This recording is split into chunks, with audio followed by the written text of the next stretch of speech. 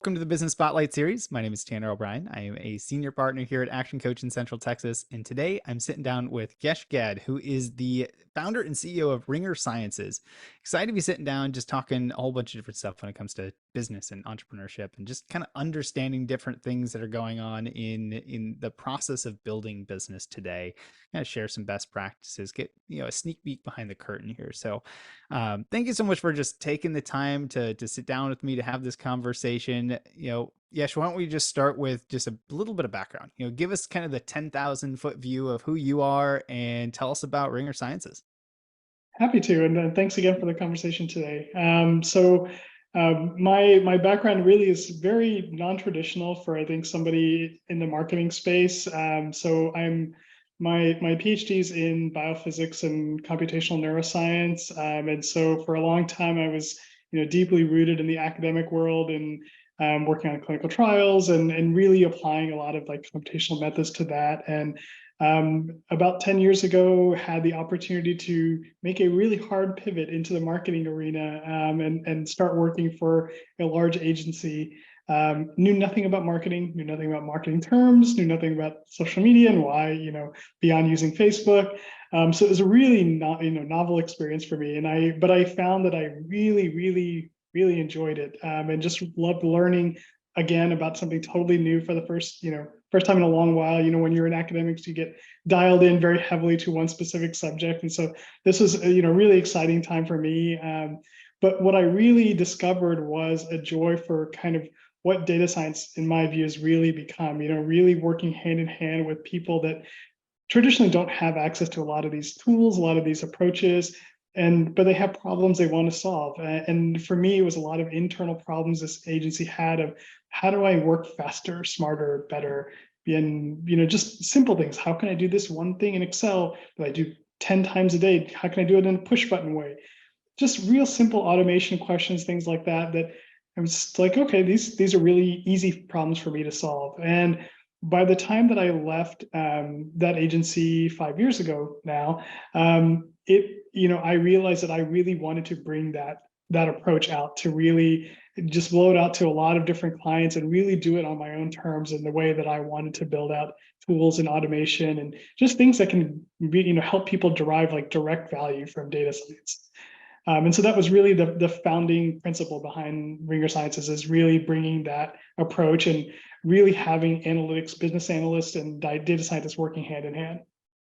That is so cool. I've got so many questions on just kind of this transition of this journey that you've had so far. But before we dive into that, we have an opportunity to chat with so many different types of and sizes and all that kind of stuff when it comes to businesses on the spotlight here. So I always like to just kind of set the stage for viewers to get things rolling. And when you look at your business, I always like to ask, just generally speaking, kind of what's ownership structure look like? And by this, I mean, are you a sole founder? Do you have business partners that you work with? Is it, a business that you've brought in outside investors and had to do some funding? Kind of what has been your experience, or how have you had to set up your business? It's a great question. And so I started off originally when I founded Ringer Sciences 5 years ago. It was as kind of a solo practitioner. Really didn't even have full-time employees at the beginning. It was just me doing a lot of contract work, hiring other contractors, and just really bootstrapping this up myself. Back in 2020, I hired like my first two full-time employees, which was a big step at that point. But then I quickly realized like how much that contributed to scale, and then started hiring very quickly after that. Once I realized how much I could scale my business once I had those full-time employees. I Around the same time, I joined with a collective of other firms to form the Next Practice Group, which is kind of think of a founder-driven holding company that is kind of overseeing a lot of these different marketing firms and PR firms, but largely letting them work independently as well. And so they're kind of driving a lot of the growth that Ringer's had, and we're subsequently helping them drive the growth of the other firms that are in that group. Very cool. I love that. I'm so excited to dive into a little bit on the hiring and actually seeing what that can do in business and all that kind of stuff. But Let's dive into, before we get into kind of the journey and taking a step back and all of that. I'd love to just dive into what makes your business so special. So, kind of starting off this part of the conversation, I like to just ask, who primarily does your business tend to serve? Now, the way I like to phrase or kind of frame this up here is like, if I'm sitting in the audience and I'm watching this and, I'm listening to this conversation, I'm interested. How do I know that I am a really good fit to work with your business? Or I might know somebody who's a really good fit to come work with y'all. So there are our main clients come in two different varieties. One is other agency partners who we work with a lot, where they're providing these PR and marketing and comm services, but they need specific research insights or they need a specific data driven outputs to guide strategy or something, and they just don't have those capabilities fully internally. So we come in, we help stand up some of those capabilities, work with them, to white label some of our services, and then just ongoing, provide that service to them or those specific research outputs to them. And there's a lot of folks that we work with in that capacity. The other side of it is specifically like a chief marketing officer or chief communications officer at a, it could be at a pharma company, it could be at a consumer brand company, but they specifically again need these audience insights and things that they're not getting from other marketing firms or other market research firms, or maybe they are, but they're just not the right kinds of insights or the ones that are really actionable and directional. And so I think that's kind of the value add for us is really interfacing with specifically those folks that really understand what they want. Very nice. So that, I mean, that draws me to kind of my next question here on just competitors in the space. It sounds like you've got something very different than what we'll just call most marketing firms in general. And I know that's a very broad term, but tell me a little bit about what does the competitive landscape look like for your type of business and the services that you specifically provide?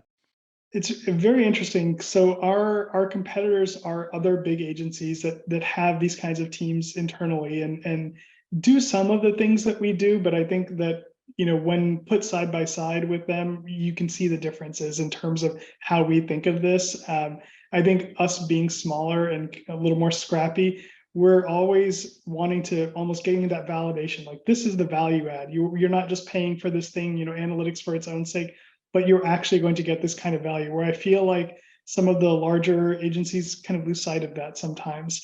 And so, the main differentiator is that all of our services, all the research outputs, we go that extra step deeper because we want to make sure that you're getting value out of it, and that you know exactly what to do with everything that we're handing over. I think the other set of competitors, because we do have a large data science team on our side that really is building products and really pushing the boundaries there, are other data science teams that really are building the next generation machine learning or other kind of predictive models. It's always a constant arms race of who has the best set of tools and the best approaches and the best thinking on this. I think again we bring a differentiation to this because it's not just a data science shop, that we do have business analysts that are constantly feeding the conversation, and there's a lot of back and forth between the teams on what's going to be the most helpful, how is this going to be the most digestible and the most actionable, and never just being siloed in terms of our vision for anything that we're building.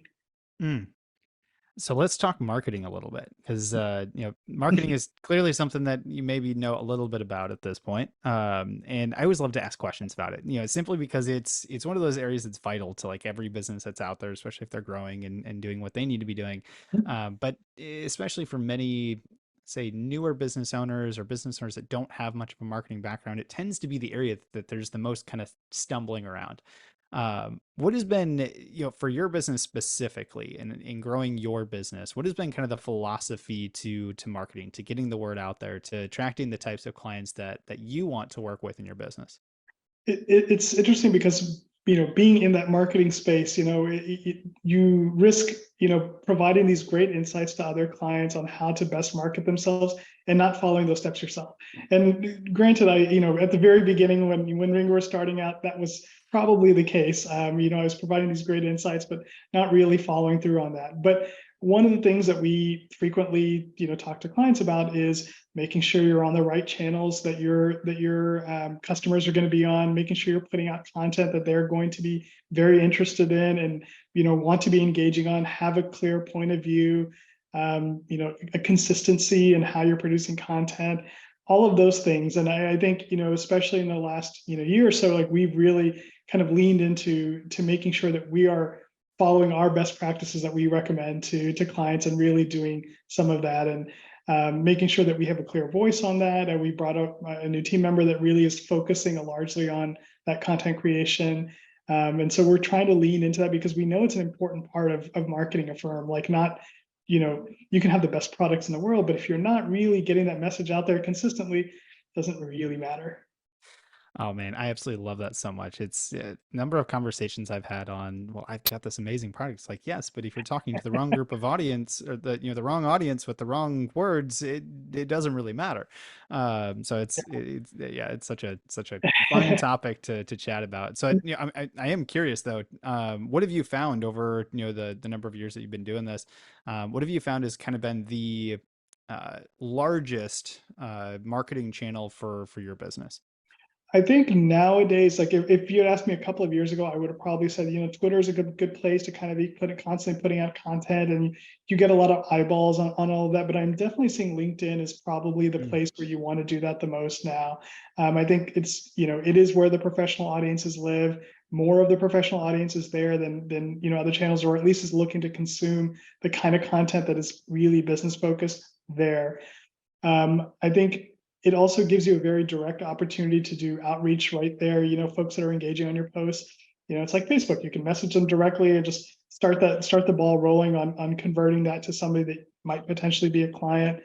And we're trying to be very, good about just doing that follow up consistently, so that we're turning our audience into potential clients.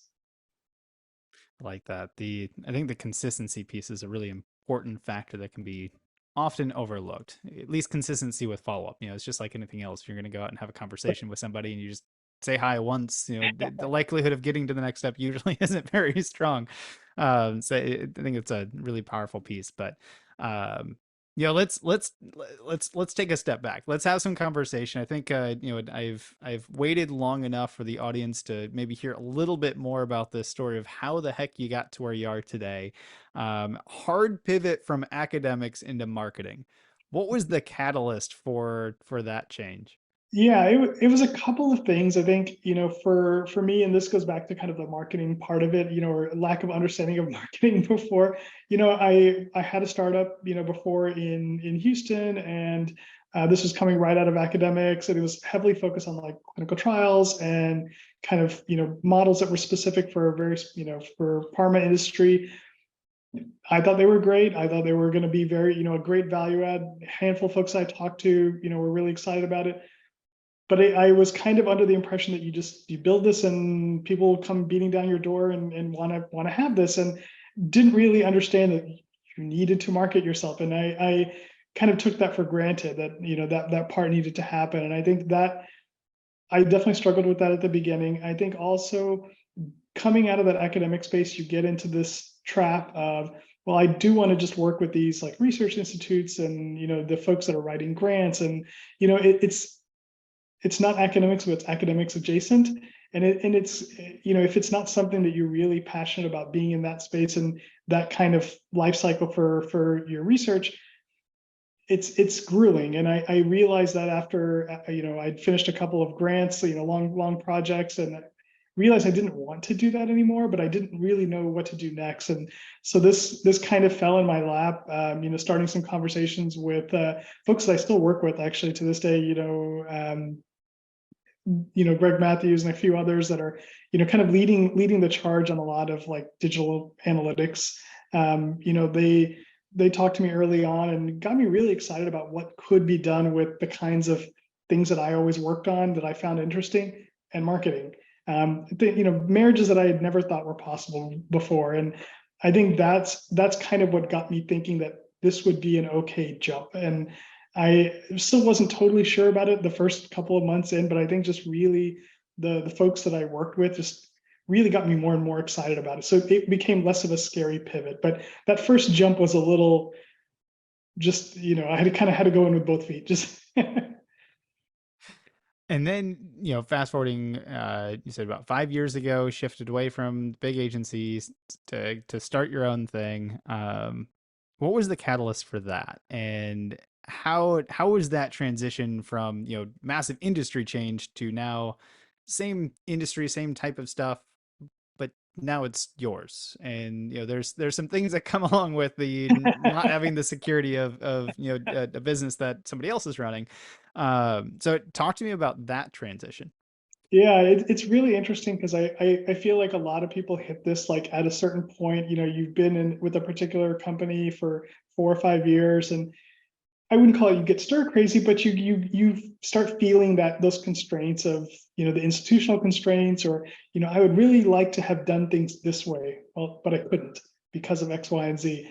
And I think it started becoming more and more of that, where I felt like I was treading water and not moving things as quickly as I did those first couple of years, which is really just explosive growth, explosive, just interest in the kind of stuff I was doing. And I felt like it was more um, just stuck, and I needed to unstick. And then I was trying to decide, well, do I want to go work for some other agency or some other company in the same way?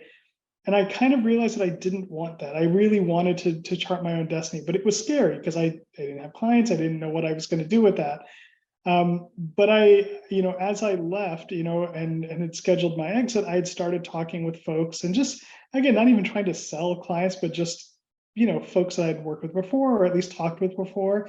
And I found that the conversation changed dramatically from, oh, okay, this is cool stuff that we can potentially do in the future, to, oh, you're a free agent now. Well, fantastic. Come work with us, and we'd love to start picking your brain on X, Y, and Z. And I was like, this is different. Okay, great. And so within the first month, I had my first 3 clients already signed and ready to go, and it kind of took off from there. But I didn't realize that it would, just having those conversations and keeping those networks fresh would pay off so immediately as soon as I kind of exited that agency.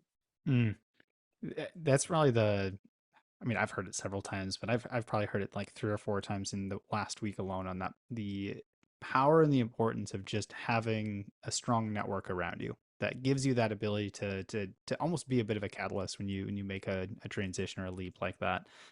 So it's really cool just to continue to reiterate and hear that, because it's that important that it comes up this frequently.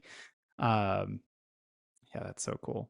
So all right. So fast forward a little bit more. You had mentioned hiring your first time employees or full time employees, and realizing the leverage that provided and the ability to scale and grow a little bit quicker. So, uh, talk to me about how, what did you notice when you made that transition, hired people? Were did you have some of the experiences, like I know many of the people that I've had conversations with, where, all right, I'm hiring full-time people, this is really scary, now I've got payroll, like, did you go through some of that experience? Talk to me a Oh, little bit about what starting to build your team was like for you. yeah, it's very different when it's just a rotating team of contractors. Like of course you have to pay them on time and all those things, but it's a very kind of direct transactional thing, and then it's done. This was very different, and I think when I started even opening the door to hiring those first 2 full time, I was like, okay, well, they're going to need health benefits, they're going to need insurance, they're going to need this. And I just started going down the list, and I realized I didn't have any of that in place. So that was a little worrisome, I think, right off the bat. But it gave me a motivation to, like, okay, well, I need to make sure they're taken care of, and I have all my ducks in a row before I even get them in the door. And so as I was starting to interview them, I was interviewing firms on like a PEO firm for handling Hmm. payroll and insurance and all of that, which it was enticing to me to just have somebody take that off my plate completely. And I was like, great, awesome. I trusted, was it the most cost effective thing? No, but it did take a lot of that, just the HR things, right off my plate instantly. Um, and so that made it easier to onboard those first 2 employees without really trying to build a lot of that infrastructure on myself. Mm, I did, however, kind of keep the finance pieces and the like IT pieces and procurement pieces and those things on my plate a little bit longer than I should have. It took me another year or year and a half before I fully started transitioning those pieces off my plate. But right, from the beginning, I could see the benefit of kind of transitioning those services to other folks.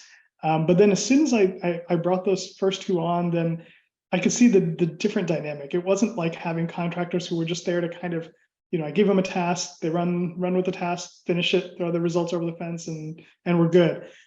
This was like an ongoing, I needed to make sure that they had something to do, and there was a roadmap for what they were going to be working on beyond the next project or the next two projects. And it started changing my thinking a little bit. But because of that, it also made me think about, well, okay, if I'm staffing them for the next three projects, they're not going to be enough for those three projects. Now I'm going to need like two more. And so starting to plan like that, and it motivated, okay, now I need to hire maybe two more, maybe three more. And I think in those first 6 months, it was just like, one person a month that we were just adding on to the team, because it came really quickly, like as soon as we started adding, that pipeline of projects. mm. So how did your leadership style have to shift and change as the team grew?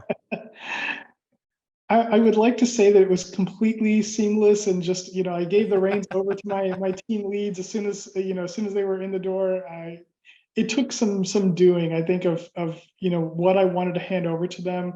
I think just having very open conversations. The original team lead that I had for one of my teams, and transitioned off like that, after that first year. But the next one I had, like, kind of, I gained a lot of insights of what I wanted to do for, for my team leads, and to make sure that I could really empower them to lead the way they wanted to lead, which then would allow me to offload tasks to them and not micromanage, which is exactly where I wanted to land. And really building that independence for them. So I had to really force myself to just hand over the reins of things that I thought I should be doing, that clearly were not things I should be doing. Mm, And just having those open conversations with my team of like, what do you feel comfortable taking on? What should you be taking on? Eventually, what do you want to be taking on? I mean, those kinds of things, and just a lot of communication, I think, was really key early on. mm. So I'm curious, as the owner of the business, continuing to grow it now, 5 years in, have a team. What does your current role in the business look like today? What hats do you still, have? Which ones have you given away? What does that look like for you personally in kind of your role within the company? Yeah, it's been a very gradual shift towards, where I think at the beginning I was still functioning kind of like how I did with that agency, where I still had hand-on code, I was still building things, still doing things, in addition to kind of wearing the leadership hats. Now I think that first hat is mostly gone. I think I'll step in to kind of do some of the analytics or help with some of the things in a very, very small way, but really the team kind of owns that. So now my role is really just large oversight over the projects, or maybe final check off on some of the deliverables, but then sales. And I think that's been kind of a new hat for me to wear, to really lean into and help guide, who we're talking with, how we're positioning our offerings, which partnerships we're building. That's, I think, where my head has kind of been the majority of the time now, the last year or so. Mm. Well, I want to be respectful of time before we jump into kind of these rapid fire questions that I like to kind of start the wrap up process on. I'm very curious, with all of the experience that you've gone through so far. What has been like the biggest lesson that you've learned in the concept of business and just running and building a business of your own? What's been maybe the one biggest lesson that you've had to learn? I think it's really, communication, I think, is I can say it broadly, but in a couple of different avenues. I think communication with your team, communication with your clients, and just constant communication, to the point of really making sure that you're never on the wrong page with clients. You're never on the wrong page with your team. That you're having those conversations enough that you never become detached from that.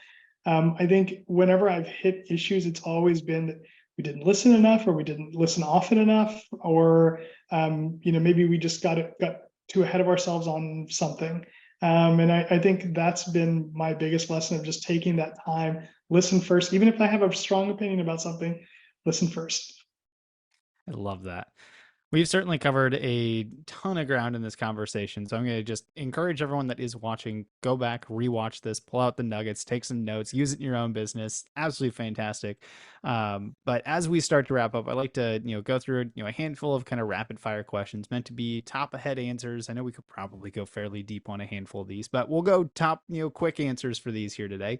And then we'll wrap up with one specific question. I love to end all of these conversations on here today. So kicking off these rapid fire questions, what is your key to success? I think it's constantly looking for that thing that's next, not just being, you know, okay with where I am right now, but always looking around the corner of like, where do I want to be next week, next month, like that, and just always looking forward. I love that. What is one piece of advice that you would give to other business owners? Don't be afraid to take that leap. I think it may be scary, you may have some stumbles, but I think just jumping in with both feet, but planned at least a little bit. Yes, that might be a good idea. I love that. What's one book that you're either currently reading or have read most recently? Shoe Dog was, I think, just something that was, a great, a great overview of an industry, but also a business journey. I think it may not apply to your particular business, but it just gives you some great ideas of things that, a well-known business person has done, good and bad. And I think it's a great read for anybody. Fantastic. And final rapid fire question to wrap this one up. I love this question. It's a fun one. If you had some magic dust and you could choose just like one area in your business that you could just sprinkle it on and immediately you'd wake up tomorrow and it would be 100% better than it is, where would you choose to put that magic dust? Oh boy. It's going to give me a lot of trouble, but some of these cloud vendors and different, tech vendors that, like Twitter and such that we talk with or work with a lot, we could just make all of that stuff work seamlessly with our systems. And boy, would it make our life easier, my team's life a lot easier. But that's part of the fun. I love it. So as you know, I like to end on one very specific question before we jump into that question for the audience that wants to learn a little bit more information, that wants to keep up with the amazing things that y'all are doing. Where can we point them to go for more information? How can they find out more about your business? How can they find out, where to follow or connect with you? Where can we guide them to go? Yeah, so we're on three main channels. So the Ringer Sciences team has an Instagram page, we have a LinkedIn page, and we have a Twitter page where we're constantly, pushing out some of the content that also lives on our website in our kind of clever thinking section, and we're just always kind of putting out like case studies or just new approaches and things that we're putting out there. So I would encourage folks to kind of just keep their eyes out there. Beautiful. Highly encourage everyone to go check it out, give it a follow. I'll put the information in the video description below, so it'll be easy as soon as we wrap up here today. Go make sure that you click the links and check it all out. But yes, as we finish up, I love to just end on this one question, and that is simply this: what is most inspiring to you today? I think seeing some of the folks that are out there in especially like the AI space and others, and just really looking at how technology can be not just moving business forward, but like life changing, and really providing these just monumental shifts in how society works, or how an industry works. Truly inspiring, because it keeps me up at night, like just thinking of how I can be part of that. And I think it's just this is a great time for people in my industry. I think to really just, there's a lot of inspiring stories out there, and now it's just time for us to get involved. It is so cool. I've got to say, it's been exciting to see even just the rate of speed for technological advances even in the last 2 years. I mean, it's Yeah. just it seems like things just always are speeding up, and it is really cool to see the implications of what is to come and all Mhm. the positives that can come out of it. So, yes, thank you so much for taking the time. It has been an absolute pleasure. I know we could probably sit here and chat way deeper, have much longer conversation. I'd love to get into some of the analytics at some point here, but at this point, I just want to thank you for taking the time and being willing to share your journey, your story with us, and all the amazing, wonderful, crazy stuff that's gone on to get you to where you are today, and all the amazing things that are yet to come. So thank you. It's my pleasure, and thank you for all the great questions and the great conversation.